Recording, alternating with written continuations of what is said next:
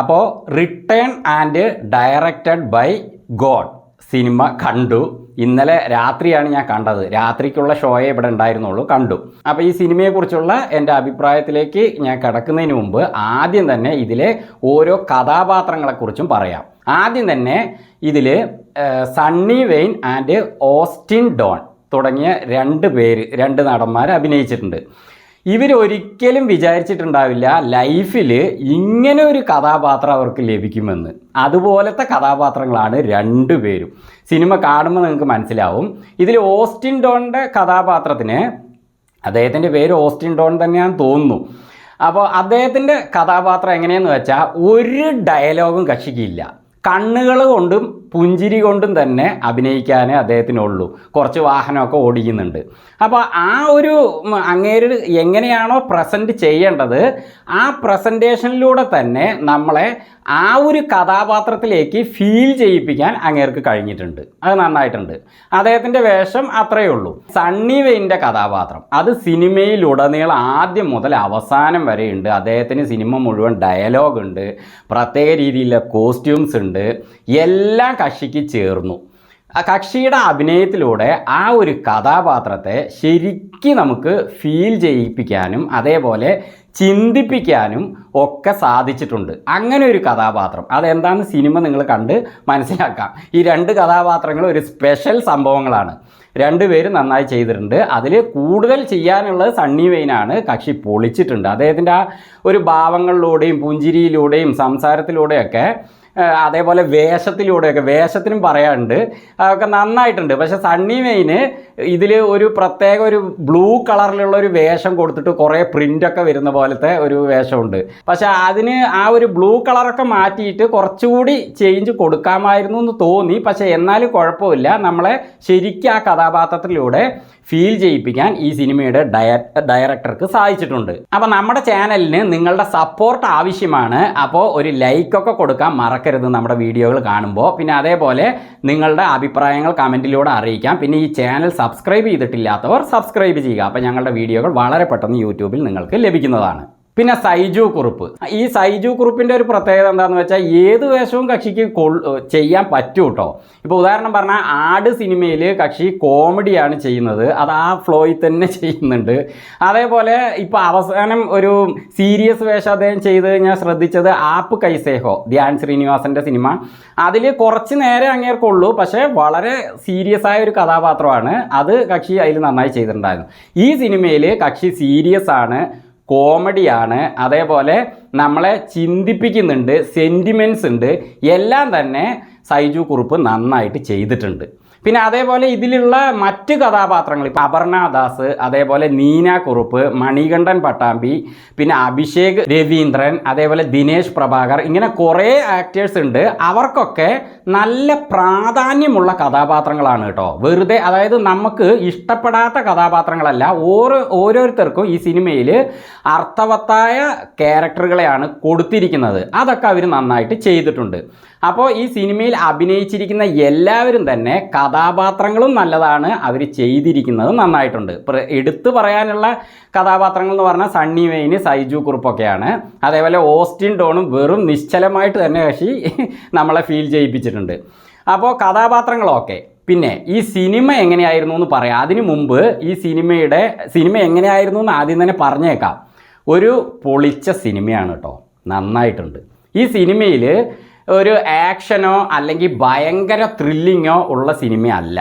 ചിലവർക്ക് ആക്ഷൻ മാത്രം ഇഷ്ടപ്പെടുന്നവരുണ്ടാവും, കുറച്ച് അടിപിടി ഉണ്ടായാൽ മതിയായിരുന്നു എന്ന് പറയുന്നവരുണ്ടാവും.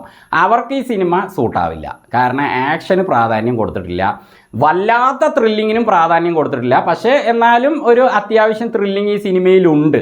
ഇനി എന്ത് സംഭവിക്കും എന്നുള്ളൊരു ത്രില്ലിങ് ഈ സിനിമയിൽ ഉടനീളം ഉണ്ട്. ഒരു ഫാമിലി ടച്ചുള്ള ത്രില്ലിങ് ഈ സിനിമയിലുണ്ട്.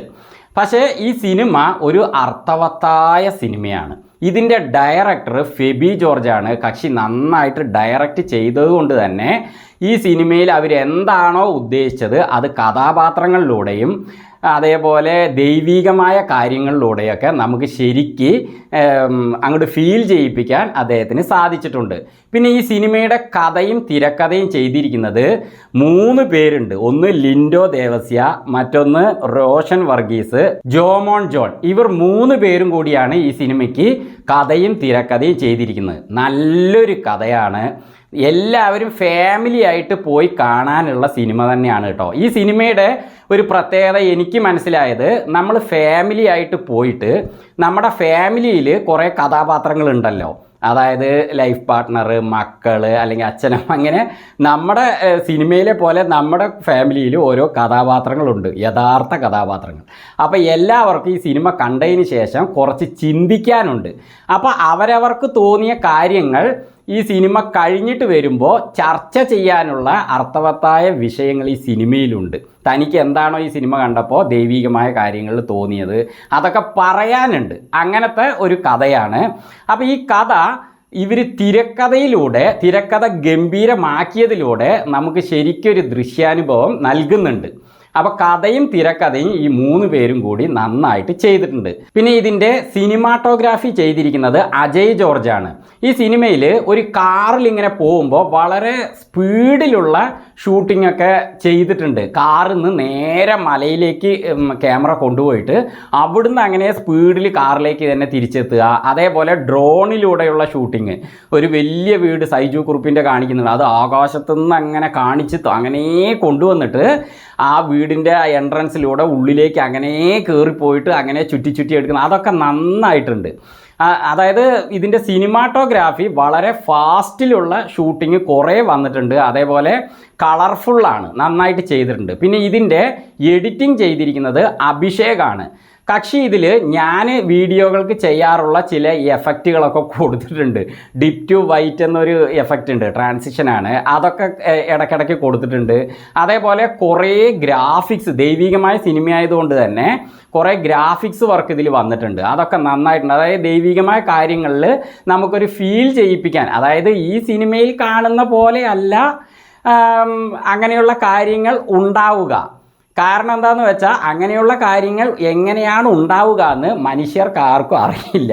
അതുകൊണ്ട് തന്നെ ഈ സിനിമയിൽ കാണുമ്പോൾ ഈ രീതിയിലായിരിക്കുമല്ലോ എന്നൊരു വെറുതെ ഒരു ഫീലിംഗ്, അത്രയേ ഉള്ളൂ. അത് അവർക്ക് ശ്രമിച്ചിട്ടുണ്ട്, എങ്ങനെയോ ചിന്തിക്കട്ടെ എന്ന് പറഞ്ഞിട്ട്, അത് നന്നായിട്ടുണ്ട്. പിന്നെ അതേപോലെ സണ്ണി വെയിൻ ഇങ്ങനെ കൈ ഇങ്ങനെ കാണിക്കുമ്പോൾ, അതേപോലെ കീശിന്ന് മുട്ടായി എടുക്കുന്ന സൈജു കുറുപ്പിൻ്റെ അവിടെയൊക്കെ കുറേ ഗ്രാഫിക്സ് വർക്ക് ചെയ്തിട്ടുണ്ട്, അതൊക്കെ തന്നെ നന്നായിട്ടുണ്ട്. കാരണം അതൊക്കെ ദൈവികമായ കാര്യങ്ങളാണെന്ന് നമ്മളെ തോന്നിപ്പിക്കാൻ ആ ഒരു സംഭവങ്ങളിലൂടെ സാധിച്ചിട്ടുണ്ട്. നല്ല എഡിറ്റിംഗ് വർക്ക് ചെയ്തിട്ടുണ്ട്. എന്നാലും ചില സീനുകളിലൊക്കെ ഒരു 5-6 സെക്കൻഡ് കട്ട് ചെയ്തിട്ട് ജോയിൻറ്റ് ചെയ്യാമായിരുന്നു എന്ന് തോന്നിപ്പോയി. ഒരു ചെറിയ ലാഗ് വന്നിട്ടുണ്ട്. ലാഗ് എന്ന് പറയാൻ പറ്റില്ല, എന്നാലും അവിടെ ഒന്ന് കട്ട് ചെയ്യാമായിരുന്നു. ഇപ്പോൾ ഉദാഹരണത്തിന് ഒരു നടൻ വൈശാഖ് വിജയൻ, അങ്ങേരുടെ കഥാപാത്രം കുറച്ച് കാര്യങ്ങൾ ഫ്ലാഷ് ബാക്കിലൂടെ പറഞ്ഞതിന് ശേഷം പിന്നെ അടുത്തതായിട്ട് ക്യാമറ കാണിക്കുന്നത് സൈജു കുറുപ്പ് അവിടെ ആ കായലിലേക്ക് നോക്കി നിൽക്കുന്നതാണ്. അപ്പോൾ അദ്ദേഹം ഇങ്ങനെ പുറംതിരിഞ്ഞ് നിൽക്കുകയാണ്. പക്ഷേ അവിടെ ഒരു 5-6 സെക്കൻഡ് കട്ട് ചെയ്യാമായിരുന്നു എന്ന് തോന്നി. അപ്പോൾ ഒന്നുകൂടി ഒരു ചെറിയ ലാഗ് ഫീലാകാതിരിക്കാൻ അത് കട്ട് ചെയ്തിട്ട് ജോയിൻ ചെയ്യാമായിരുന്നു തോന്നി. അതേപോലെ 1-2 സ്ഥലങ്ങളിൽ അങ്ങനത്തെ ഓരോ സംഭവങ്ങൾ എനിക്ക് തോന്നി. കുറച്ച് വേഗത്തിൽ ആ ഭാഗം കൊണ്ടുവന്നിരുന്നെങ്കിൽ ചെറിയൊരു ലാഗെങ്കിലും നമുക്ക് കുറയ്ക്കാൻ പറ്റും അതിലൂടെ. കാരണം ഞാനും വീഡിയോ എഡിറ്റിംഗ് ചെയ്യുന്ന ആളാണ്. ഒരുപാട് ഭാഗങ്ങൾ ഞാൻ അതേപോലെ കട്ട് ചെയ്തും എഡിറ്റ് ചെയ്യുകയും ഒക്കെ ചെയ്യുന്നുണ്ട്. അതുകൊണ്ട് തന്നെ എനിക്ക് സിനിമ കാണുമ്പോൾ എനിക്ക് ആ ഭാഗങ്ങൾ എത്തുമ്പോൾ അങ്ങനെ തോന്നാറുണ്ട്. അതുകൊണ്ട് പറഞ്ഞു എന്നുള്ളൂ. പക്ഷേ എഡിറ്റിംഗ് നല്ലതാണ് കേട്ടോ. കക്ഷി കുറേ ഇതിൽ ഗ്രാഫിക്സും അതേപോലത്തെ ട്രാൻസിഷൻസ് കാര്യങ്ങളൊക്കെ കൊടുത്തിട്ടുണ്ട്, കളർഫുൾ ആക്കിയിട്ടുണ്ട്, നന്നായിട്ടുണ്ട്. അപ്പോൾ ഒരു കുറവായിട്ട് ഞാൻ ഉദ്ദേശിച്ചല്ല, എങ്കിലും അവിടെ ഒന്ന് കട്ട് ചെയ്താൽ ഒന്നുകൂടി നന്നാകുമായിരുന്നു എന്ന് പറഞ്ഞതാണ്. ചുരുക്കി പറഞ്ഞാൽ നല്ലൊരു ഫാമിലി സിനിമയാണ്, ദൈവികമായ കാര്യങ്ങളുള്ള സിനിമയാണ്. നമ്മളെ ശരിക്കും ചിന്തിപ്പിക്കുന്നുണ്ട്. ഇതിലെ പല ഡയലോഗുകളും അതിന് കൊടുക്കുന്ന ഉത്തരങ്ങൾ, സൈജു കുറുപ്പ് ചോദിക്കുന്ന ചോദ്യങ്ങൾക്ക് സണ്ണി വെയിൻ കൊടുക്കുന്ന ഉത്തരങ്ങളൊക്കെ വളരെ അർത്ഥവത്തായതാണ്.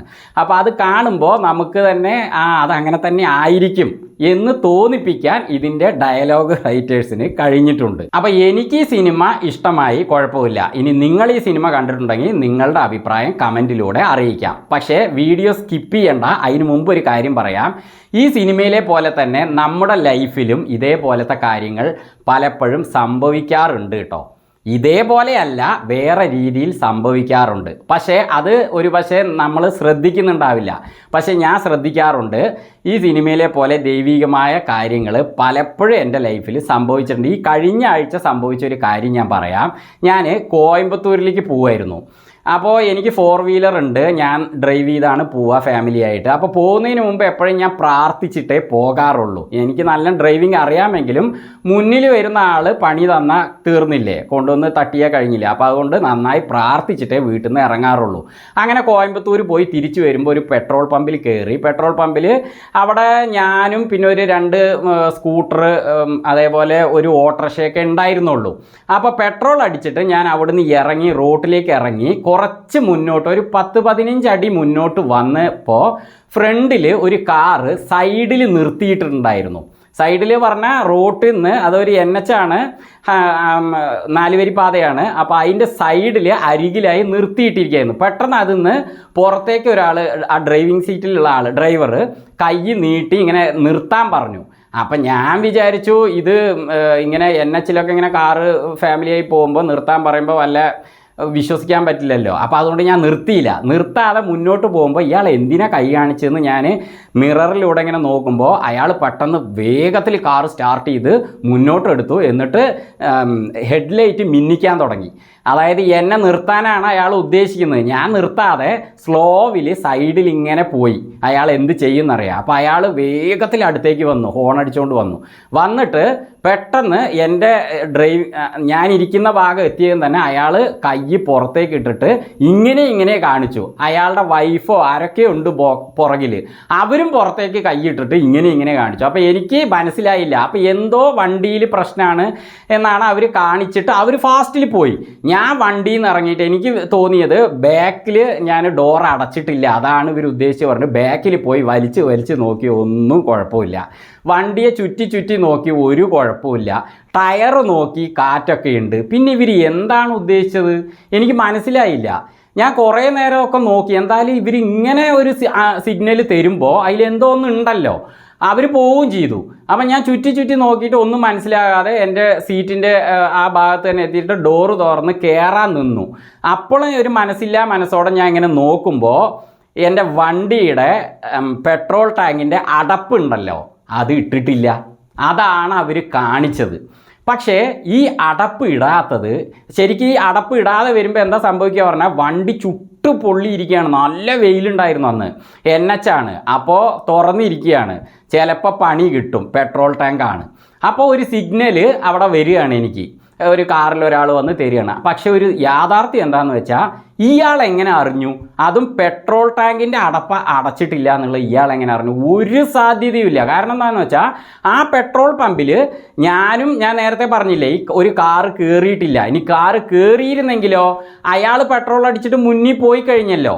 എന്നിട്ടല്ലേ ഞാൻ ബാക്കിൽ വരുന്നത്. ബാക്കിൽ വരുന്ന ആൾ പെട്രോളിൻ്റെ ഇത് അടച്ചത് അയാൾ കണ്ടിട്ടില്ലല്ലോ. അപ്പോൾ ഇയാൾ എങ്ങനെ അറിഞ്ഞു? അതേപോലെ തന്നെ റോട്ടിൽ വെച്ചിട്ടും ഈ ഒരു പെട്രോളിൻ്റെ ടാങ്കിൻ്റെ ആ അടപ്പിൻ്റെ കാര്യം ആരും ശ്രദ്ധിക്കില്ല. മാത്രമല്ല ഞാനിരിക്കുന്ന സീറ്റിൻ്റെ നേരെ പുറകിൽ അറ്റത്തായിട്ടാണ് ഇത് ഉള്ളത്. അപ്പോൾ അതിലേക്ക് ആരുടെയും ശ്രദ്ധ വരില്ല. അങ്ങനെ വരികയാണെങ്കിൽ ഇപ്പുറത്തെ സൈഡിൽ കൂടെയാണ് ആളുകൾ കൂടുതൽ വരിക. പക്ഷേ ഇയാൾ മുന്നിൽ നിർത്തിയിട്ടിരിക്കുകയായിരുന്നു. കാറ് മൂവിങ് ഒന്നും അല്ല. ഞാൻ ദൂരെ നിന്നേ ഇയാളുടെ കാറ് കണ്ടു. പക്ഷെ അയാൾ കാണാൻ ഒരു സാധ്യത, കാരണം അയാൾ നിർത്തിയിട്ടിരിക്കുന്നത് ഇപ്പുറത്തെ സൈഡാണ്. അങ്ങനെയാണെങ്കിൽ അയാൾക്ക് അവിടുന്ന് കാണൂല്ല. ഇനി കണ്ടാൽ തന്നെ ഇപ്പുറത്തെ സൈഡേ ശ്രദ്ധിക്കുള്ളൂ, ഇപ്പുറത്തെ സൈഡ് അറിയില്ല. പിന്നെ എങ്ങനെ അറിഞ്ഞു? അപ്പോൾ ആ വന്നിരിക്കുന്നത് മനുഷ്യനല്ല, ദൈവം നൽകിയ ഒരു അടയാളമാണ് മനുഷ്യൻ്റെ രൂപത്തിൽ. ഇതേപോലെ വലിയൊരു അപകട സാഹചര്യം എൻ്റെ ലൈഫിൽ കുറേ മുമ്പ് കേട്ടോ, ഒരു 10 വർഷം മുമ്പൊക്കെ ഉണ്ടായിട്ട് അവിടെ വെച്ചിട്ടും ഇതേപോലെ ആൾ രൂപത്തിൽ വന്നിട്ട് എൻ്റെ അടുത്ത് ഒരു ആക്ഷൻ കാണിച്ചിട്ട് എന്നെ മനസ്സിലാക്കിപ്പിച്ച് തന്നിട്ടുണ്ട്. അതുപോലെ പലപ്പോഴും സംഭവിക്കാറുണ്ട്. അപ്പോൾ എനിക്ക് കാര്യം മനസ്സിലായി, ദൈവം നൽകിയ അടയാളമാണ്. അത് നിങ്ങളുടെ ലൈഫിലും കുറേ ഉണ്ടായിട്ടുണ്ടാവാം, എനിക്കറിയില്ല, ഉണ്ടായിട്ടുണ്ടാവാം. അപ്പോൾ ഈ ഒരു വിഷയങ്ങൾ എൻ്റെ ലൈഫിൽ ഇങ്ങനെ നടക്കാറുള്ളത് കൊണ്ട് ഈ സിനിമ കാണുമ്പോൾ എനിക്ക് വളരെ ടച്ചിങ് ആയി തോന്നി. നിങ്ങൾക്കും തോന്നും, നിങ്ങൾ ആലോചിച്ചാലും ഇങ്ങനത്തെ സംഭവങ്ങൾ ഉണ്ടാകുന്നതായിട്ട്. ഈ സിനിമയിലെ പോലെ അല്ല കേട്ടോ, ഇതിൽ വേറെ രീതിയിലാണ് അങ്ങനെ ഉണ്ടാകുന്നതായിട്ട് നിങ്ങൾക്ക് മനസ്സിലാക്കാൻ പറ്റും. അതായത് ദൈവചിന്ത നന്നായിട്ട് ഈശ്വര വിശ്വാസം ഉള്ളവർക്ക് ഇനി അല്ലാത്തവർ ദയവായിട്ട് ക്ഷമിക്കുക, കമൻറ്റിൽ വന്നിട്ട് അങ്ങനെ ഇങ്ങനെ പറയണ്ട.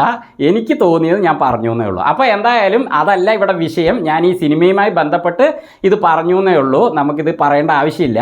നല്ലൊരു സിനിമയാണ്. ധൈര്യമായിട്ട് പോയിട്ട് ഫാമിലിയായി പോയി ടിക്കറ്റ് എടുത്ത് ഈ സിനിമ കാണാം.